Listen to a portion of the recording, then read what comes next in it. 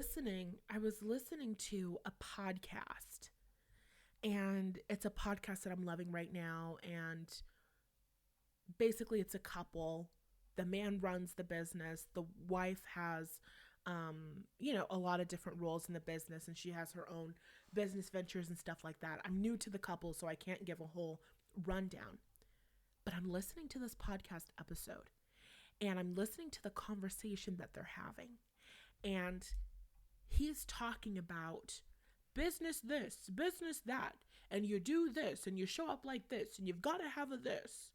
And she says, oh, they've got to have a this, like this, and this. And he says, yeah, well, they've got to have this, and this, like this, and this. And she says, oh, so what you mean is they've got to have a this, and this, like this, and this. This is what you mean. And he says, well, yes, that's what I mean. And what I really mean is this, and this. And I'm listening to this podcast, and I'm really loving this couple, and I'm loving their back and forthness that they have. They met when they were in college. They both went to a film school together, so they're kind of like theater kid-y. So they've got that fun. They've just got this fun back and forth energy. They've got this really great banter between the two of them. So they're great to listen to, and I like their personalities. And this woman, I'm listening to the podcast, and I'm observing the information. I'm absorbing the information, but I'm also observing the dynamic between this married couple, and it's amazing. Number one, because this woman works in this man's business. Like, she has a leadership role in his business, and she's been with him since like the beginning of him building this fucking business. She already knows the answers to the questions that she's asking him. She's not asking him these questions because she really wants to know the answer. She's asking him these questions, and she's acting like a member of the audience. So it's like you're listening to this podcast episode, and the questions that would be going through your mind as the listener of the episode, his wife is saying out loud. So it's like you're a part of this conversation, and it's such a simple way to set up a podcast, but it's intricate and it's beautiful and it serves an amazing purpose. And then also you get that banter. So he's not just sitting and talking into a mic, and things are a little bit stale and boring. And, I don't have a great example of that because, well, I'm Natalie Hughes, and nothing that I do is boring. So, we don't know anything about that over here on this podcast, but you know what I'm saying. She's serving this amazing purpose. She is an asset in his business. They did a video together. I mean, they do a lot of things together. I was in a workshop of his. He says, okay, I'm going to call my wife over. She doesn't usually come on camera. She comes on camera. She says, I wrote this meditation just for you, bitch. I cried. I cried through that meditation. That meditation changed my fucking life. Now I have to update and buy the VIP goddamn thing because I need a replay to that meditation for the rest of fucking time. And I have to get the other meditation that you only get when you join the goddamn VIP. I have to do this. I like the guy. I like what he's teaching. I like what he's talking about. I took notes vigorously on everything. But when his wife came on and gave that meditation, I said, oh, bitch. Oh, sweetie, I'm here. I'm here. Take my fucking money. and we're gonna make it do what it does. And I have to be a part of this VIP upgrade for this workshop now. It has to happen. A wife is an asset. And now I have to take you back to how we even got here. So I was doing my journaling, right? I have a daily romance mindset practice that I do every single day, uncovering my unsupportive beliefs and thoughts, shifting those unsupportive beliefs and thoughts, and shifting into the vibration of my soulmate relationship. Of the couple of things that came up today for me, my fear that came up was he doesn't want to commit to one girl and is resisting his feelings for me. And it's very interesting because sometimes you identify a limiting belief and you just go, oh, well, like, I feel like this is not true. I feel like this is obviously not true. And I had one of those moments as I was writing out this unsupportive thought that was coming up within me, right? This fear. It's not true. It's not something that I was told directly. It's an assumption that I have. And it's an assumption that a lot of us have as women, right? And we're taught it by our parents and the things they say and the things they've gone through and the things that they've gone through energetically that got passed down to us. Your grandma was cheated on and now you believe that men are unfaithful. You know what I mean? And it's also things that we get through watching movies like John Tucker Must Die. Did anybody else love that movie? I loved that movie growing up. What I didn't understand is that I was watching that movie without the capacity to consciously decide what things I chose to believe based on the media that I was consuming. So I was watching John Tucker Must Die like I was watching High School Musical, and I was in elementary school. So I thought that high school was going to be just like High School Musical.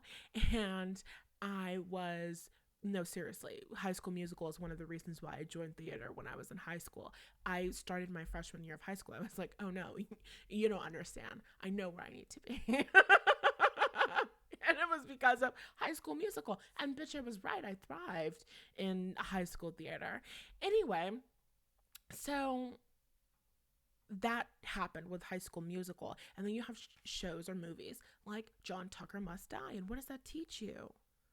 That men are not faithful, that men are not good-hearted people, that you can't trust men. We've been talking about how we as women can become hardened, we can become masculine, we can become closed off, we can become defensive. One of the ways that you become defensive in love and relationships is based on the shit that you hear and see and observe about men.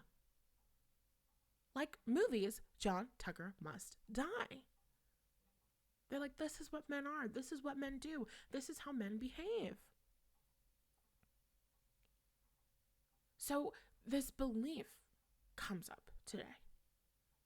He's not gonna commit. He is running away from his feelings. It's all this, like, I want to say stereotypical bullshit that you hear again and again and again, especially if you're somebody like me who years ago, or maybe just in general, watched a lot of tarot readings. I don't think there's anything wrong with that. I still watch tarot readings today when I want to experience some entertainment and fun, if I really like the reader's energy and different things like that. I think that there's a place in my world for psychic readings, but the way that it was years ago, it just wasn't healthy because of my mindset. You hear again and again and again, oh, he's afraid because he feels so strongly for you. You start believing the stories that these women are telling themselves. Stories that they're observing based on the energy that they're picking up. Men are afraid of feelings. Men run away from feelings. Men are emotionally unavailable. Men don't want relationships, right? There's this belief, and it's very common, where we think of guys, we perceive guys as people who see women and emotions as a burden. They see women as a burden because they don't want to take care of women's emotional needs. Blah, blah, blah, blah, blah, blah, blah. If you have this belief, which a lot of us do to some degree, you see guys as one-dimensional creatures. Men only want sex. Men only want career. Only want career. Only want sex. You put men in a fucking box and they suffer from it. They suffer from it. Men are depressed as fuck. Did you know, and I literally just looked this up, men die voluntarily 3 to 4 times more than women? 3 to 4 times more than women. As a society, we put men in this no emotions allowed fucking box, and they suffer from it. And when you hold the belief and expectation that guys don't want to show up, that guys don't want to commit, that guys need to have more than one girl because blah, blah, blah, blah, blah, blah, blah, you add to the bullshit. Let me break this down. This was the mindset shift, and this is what we're getting into. A man who genuinely wants success in his life obviously also genuinely wants to have a wife. That's just fucking obvious. And I'm going to put it in a different way, and I'm going to make it all make sense. I am not a finance brother or sister. So I'm going to explain this in the best way that I know how. When I first learned about a high yield savings account, I obviously felt that it would be a great idea to open one. I've got financial goals. I've got savings goals. I can put my money away into this thing and I can get interest. Yay, sounds great. Super duper obvious thing for me to do. When I put my money into a savings account here, I'm not really getting interest. When I put my money into a high yield savings account, I am getting interest. Wow, life is so much better with a high yield savings account. This is not financial advice. Do not sue me.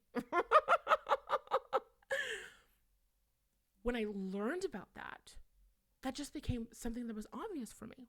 That just felt like my obvious next step in my life.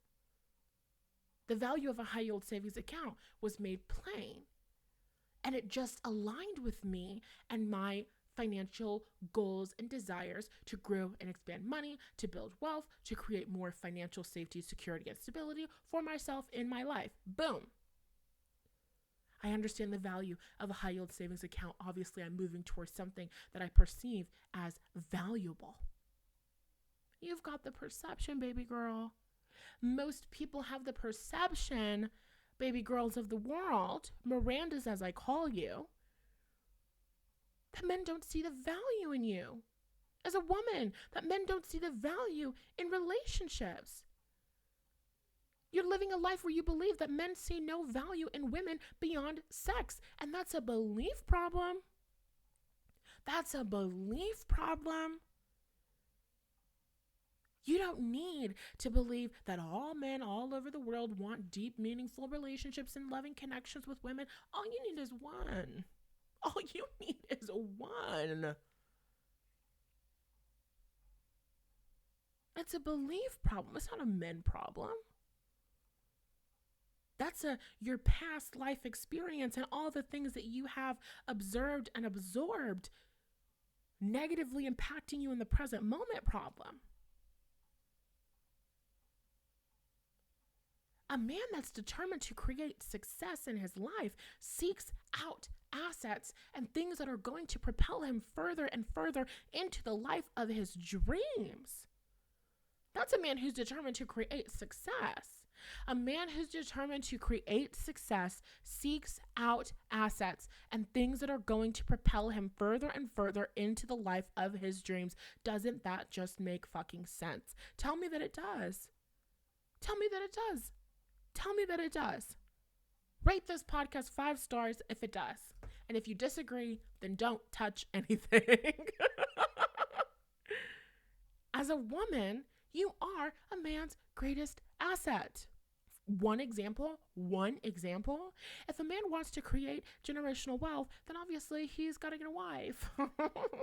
Obviously, if a man wants to create generational wealth, then he has to get a wife so that you can, pop out babies. And he also probably wants to get a good wife who's going to raise his children well, because you know that there are people out there in the world who create so much wealth for themselves and then they pass it down to their kids, and their kids kind of fuck it all up because their kids aren't getting their emotional needs met. Their kids are not being raised well, just having money and giving the money and doing the thing and setting up the trust and blah, blah, blah, blah, blah, blah, blah.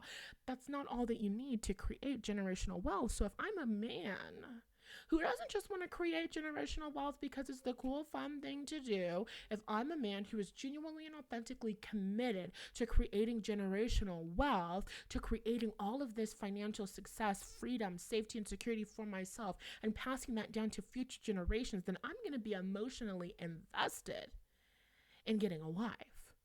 A damn good wife, right?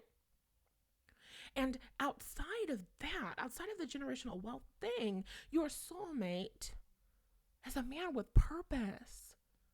He's a man with purpose. I'm talking about a man who has God's favor on his life, a man with an anointing, and that doesn't have to look like a specific job. Whether he's a lawyer or a doctor or a professor, or I can't keep running down lists of jobs. It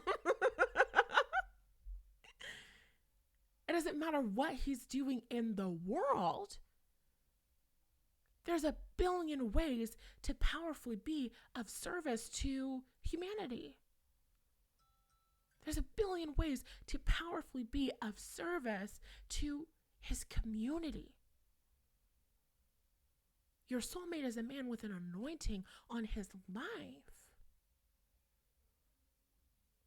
Your soulmate is a man with purpose. Your soulmate is a man who is creating a life of substance. This is not all men. And we've talked about this. When did we talk about this?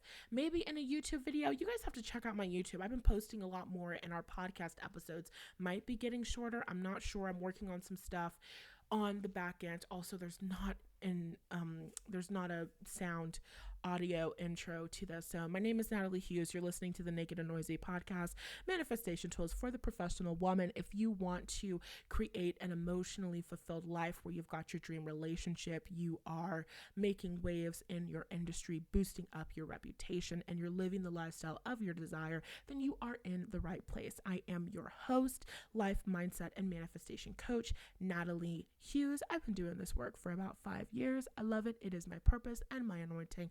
I'm so glad to have you here, and I hope that you stick around. So anyway, your soulmate is a man with purpose. He's a man who's creating a life of substance. He's a man who wants something out of this fucking world. We talked about this. There's a difference. There's some guys who are going after the shiny shit just so that they can collect the shiny shit and show off to other people that they have the shiny shit. And there's nothing wrong with wanting the shiny shit to show it off. I want the shiny shit to show it off. But showing off the shiny shit is just like an added benefit. I want the shiny shit because I want the shiny shit. Yes, I'm going to post pictures and show off my beautiful, gorgeous feet in my mocky mock because, of course, I have amazing fashion taste and we all need to see it. I think that would serve all of us greatly. But the reason why I want the mocky mock and I have to put the mocky mock on my feet is because the mocky mock is a reflection of my soul, my truth, who I am as a human being. This is my creative expression of self. There's substance there. And I just want it so that a random bitch who I don't fucking know on the internet is going to say, oh my God, she's so successful. She has mocky mock. I don't care about their opinion that much. But I like the experience of somebody being like, oh my God, your shoes are so cute. And I'm like, oh my God, thank you so much. I love them. They're an expression of my soul. And we're getting this connection and community and funness. And we're bonding over our love of fashion and beautiful things. Like, yeah, that's great. So there's nothing wrong with being a man who wants the shiny shit. But, you know, there's substance underneath it. Some men don't have that substance and some men do. And the men that don't have that substance are walking around like fucking zombies, empty shells of human beings. And those are probably the men that you've connected with. Next question. Your soulmate is a man with purpose. Your soulmate is a man who's creating a life of substance. Why would a man that's creating a life of substance ever be interested in filling his time with women that don't challenge or expand his mind, his skill sets, his money, or his mission? Why would he do that? Why would he do that? That's just a silly waste of time, is it not? That's just a silly waste of fucking time, is it not? Your soulmate understands the value of a good woman. Your soulmate understands the value of love and connection. Your soulmate understands what you bring to his life. He understands that something of value is missing as long as he does not have you. I understand that something of value is missing as long as I don't have a high yield savings account open. I understand that something that could be powerfully supporting me and helping me is not in my life as long as I don't have that account. So what am I going to do in my masculine energy? I'm going to plan and take action to get my ass a high yield savings account. And I'm going to plan and take action to put money in that account, to fund that account, to grow and expand that account so that I can reach my savings goals. I'm a man who's creating a life of substance. I understand that a woman is going to bring value into my life, whether we're working together in a business or she's supporting me because she's a real intuitive lady, real psychic sensitive lady. Adrienne Bailon Houghton shared a story years ago. She's a Scorpio. She shared a story years ago about her husband. And she just basically was saying, like, I tell him all the time, I can meet people, I can look at people, I can sense people, and I can say, that person's not really your friend. And how does she know? Because she's a woman. And she's a Scorpio. Divine feminine. Your intuition is like your whole fucking thing. If I'm a man who is so logical, so grounded in this physical reality, I care about all of the numbers and blah, blah, blah, blah, blah, blah, blah, right? I'm obviously not any of that. But if that's who I am, then surely and obviously I could understand the value of a woman who just knows things. Because sometimes she just fucking knows things. And a woman who can sense things, and a woman who the shit that she senses just always comes true and always comes to fruition. I'm going to understand the inherent value of that. I'm going to understand the inherent value of that. Your soulmate, your life partner, your spouse, the person who is closest to you, the person who sees you at your most vulnerable is your closest, greatest asset, period. Because I know your greatest vulnerabilities and I understand your greatest weaknesses. Why? I had a dream. I have a lot of dreams, but I had one particular dream. I had a dream about this guy. I had a dream about his past, and I had a dream about some things that happened in his childhood experience that, of course, we will not go into. I understand so much about who this man is, how he moves in the world, how he shows up, what things are serving him powerfully, what things are not serving him so much. As a psychic medium, as somebody who has done extensive work around mindsets, around inner children, around healing from the past, around generational trauma, childhood trauma, manifestation, mindset, energy, I can look at you, I can be tuned in, tapped and turned on to your energy, and I can tell you exactly what's between you and your next financial goal, you and your next client, you and your next project, you and your next $1 billion. Because of who I am as a person and the skills that I have developed, the things that I know. I'm incredibly valuable. I am an incredible asset.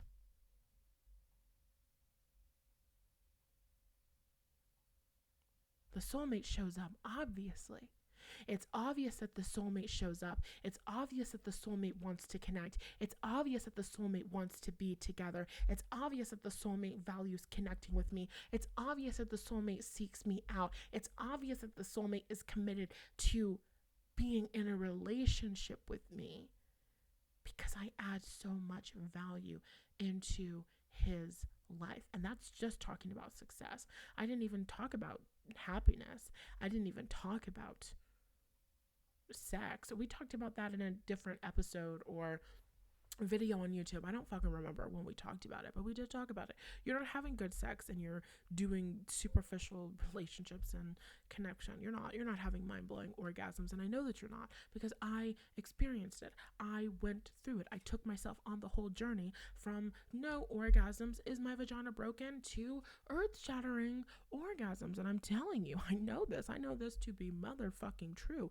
You're not having as good of an orgasm as you can have as long as you're closed off emotionally, and you're not having vulnerable, open, great, mind-blowing sex with somebody that you do not have vulnerability and openness and closeness with. You're just fucking not. I don't care how great of an orgasm you had, it's not as good as it could be, and to me that's a waste of fucking time. But that's besides the point. Well, actually, it is my entire point. I'm a woman who cares about substance. You want a man who cares about substance. You want a man who has an anointing. You want a man who is all in, and you get it, Miranda, because it's who you are. He's just like you, for real. What I understand about ambitious people is that we're really great with our focus. We're focused on the things that we want. We're focused on the things that we're creating. We're focused on the things that we're moving towards. And do we have time for superficial shit that does not help us? No. I'm focused on the things that matter. And men who are going after success and they're going, relationships aren't things that matter, those are not men that are truly creating that big, significant success. They're not. I'm talking about 1%ers. Miranda, I know who you are. I know what you are. I know what you were created for. You're creating an amazing soulmate love. You were made for a once-in-a-lifetime love, the highest soulmate relationship in existence. You're only going to have that with a fucking 1%er man. I'm not talking about an average Joe. I'm talking about a man who genuinely and authentically wants success. And that success, in terms of like a successful life, it's broad. You think a man who genuinely and authentically wants to create success for himself, he's like, oh yeah, my greatest dreams and ambitions are to be working in this office for the rest of my life, and to barely see the sun as it peeks through the fucking blinds of my office. That's my dream. I'm working so hard so that I can get up there in this company, so that I can still be the guy that 20 years from now is still coming into this office every single day, Monday through fucking Friday. That's my goal. You think that's his idea of success? No, his idea of success is probably somewhere along the lines of having more freedom in his life, financial freedom, time freedom, being sought after in his career, being able to do the work that he does, being so confident in himself that people are seeking him out and he can do amazing work in such short amounts of time because he's incredibly efficient and he's doing so well. He's so confident in himself. He knows who he is. He knows what he's capable of. He knows how this thing is gonna go. So things get done quickly and easily. And because he's so efficient and because he's so good and because he can do things so quickly and easily, he makes so much fucking money because he is the best, or he is one of the best. Like, that's your fucking guy. That's your fucking guy. That guy who is interested in quantum leaps in his business and his fucking life, that guy is seeking out assets. That guy is seeking out ways to grow and expand his mindset, his skill set, his energy, his beliefs, his money, his career, his business. And that man understands it is inevitable for that man to have the realization, the epiphany, the workshop, the mentor, the what the fuck ever. At some point in his life, he comes to the realization that a wife is a good and valuable fucking thing that will take me to places I could never go on my own. Period, point blank. A wife who I have genuine, authentic connection with, who I have deep emotional intimacy, closeness, and vulnerability with can take me places that I can never go on my own. And you understand this. And that's why you're here listening to this podcast, doing what you need to do to get a husband. Because, surprise, surprise, it's about more than a white picket fucking fence. It's about purpose. It's about anointing. It's about something so greater. It's about my great-great-grandchildren are already rich. It's about creating generational wealth. But generational wealth for me is not just about money in the fucking bank. Generational wealth is about generational happiness. It's about generational fulfillment. It's about generational freedom, generational emotional intelligence, generational self-confidence, generational self-worth, generational self-esteem. These are the important things. This is how you create a fucking legacy. Not just money. That is child's play. We're beyond that. We're over that. We've expanded past that. You understand what I'm saying, Miranda, and you take a man's mind to a place that it's never gone before. You're having a relationship where you're on the leading edge of creation. That's what people who are creating lives of substance do. You can give a man a conversation and ideas, and your inspired ideas for your life and your purpose are going to inspire that man. And it's like the creative juices are going to flow like crazy between the two of you. You serve him, he serves you. And we've been talking for a really long time over the past couple of days and weeks about how that man serves you. And so today we just had to sit and understand. The guy's showing up and he's seeking you out. And the idea of there being other women and him not being committed and him not showing up and him running away, all of that is just preposterous bullshit. It's preposterous bullshit when you understand the anointing and the purpose of your relationship, the anointing and the purpose of your connection. And if you don't already have that conviction within yourself that there's purpose and anointing on your life and on his life, then I highly recommend checking out the Love After Loss course. And if you are still struggling with that belief that guys don't want you, guys are going to run away from you, guys are going to see you as a burden, they're not going to show up for you, they don't want to take care of you, Love After Loss course, that's exactly where the hell you need to be. Because it's not true. It's not true that men run away from challenges. It's not true that men are, running away from things that are way too freaking difficult. It's not true. It's not true. If the guy can show up for a PhD dissertation, then he can show up for you. If the guy can show up to take finals on classes that are hard and difficult, but he knows that he needs to get a C or higher to pass the class, or he needs to do this to get this, then he's going to show up and he's going to fucking do it. Men face challenges every single goddamn day. Men are willing to show up and put the work into the things that they want, the things that they see are valuable. And your soulmate is showing up and he's putting the work into your relationship, into your connection, to be able to feed you and feed your relationship, because he understands the value that that gives him in his life, the value that that gives his children, the value that that gives his business, the value that that gives his fucking assets all around. He understands the value. He understands your value. So it's fucking obvious that he's showing up. It's fucking obvious that he's committed. It's fucking obvious that he's all in. It's obvious that he's doing all the things that he needs to do so that he can show up for you. It's obvious that he is making plans and taking action. If I understood what's a high yield savings account and I wanted to know what account I should open up with which and what are the different rates and blah, blah, blah, blah, blah, and which one should I choose for what, I'm going to do research on it. If I don't know about high yield savings account, I'm going to do research until I'm confident enough in my ability to take action towards it. That's me moving in my divine masculine energy, and that is your soulmate, a capable, competent, divine masculine man who shows up for what he values. He's a man who's creating a life of substance, a man who has God's favor on his heart and on his motherfucking soul. Period. Point blank. That's all that I have to say.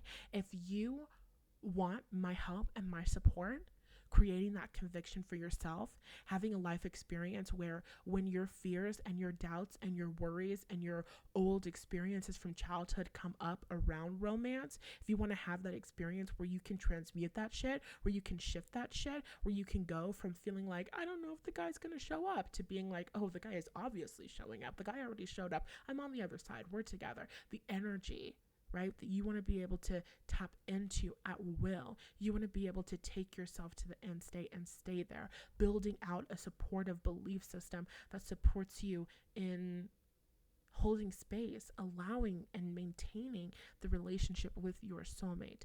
Then you want the love after loss course. That's all that I have to say about it. It's linked in the description. It's linked in the show notes. You can learn more about the course. You can learn about what's inside of each module. You can read some client and student testimonials, and you can enroll.